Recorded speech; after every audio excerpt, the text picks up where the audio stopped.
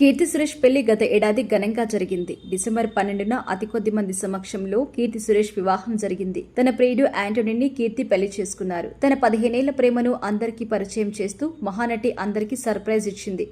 College days నుంచి love story నడిపించిన కీర్తి తాను సినిమాలోకొచ్చి స్టార్ హీరోయిన్ అయినా కూడా ఆ ప్రేమను కొనసాగించింది. తన ప్రేమను పెళ్లిగా మార్చుకుంది కీర్తి సురేష్. కొద్ది రోజుల క్రితమే తన ప్రేమికుడు యాంటోనీతో కీర్తి తన లవ్ కన్ఫర్మ్ చేసింది.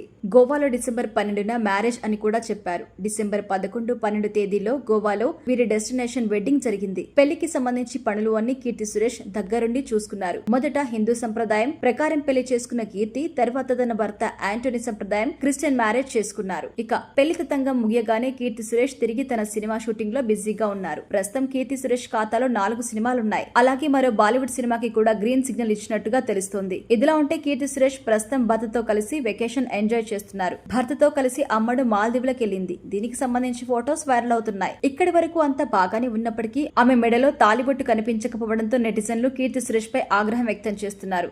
సినిమా షూటింగ్ సమయంలో అంటే తాలిబొట్టు ఎలాగో పెట్టుకోవు, కనీసం భర్తతో అయినా బయటికెళ్లినప్పుడైనా తాలిబొట్టును పెట్టుకోవాలి కదా అంటూ కీర్తి సురేష్ ని నెటిజన్లు ప్రశ్నిస్తున్నారు. అయితే మరికొందరు మాత్రం తాలిబొట్టు వేసుకోవాలా లేదా అన్నది ఆమె ఇష్టం అంటూ కీర్తి సురేష్ కి మద్దతుగా నిలుస్తున్నారు. ప్రస్తుతం కీర్తి సురేష్ భర్తతో కలిసి వెకేషన్ కి వెళ్లిన ఫోటోస్ నెట్టింట వైరల్ గా మారాయి.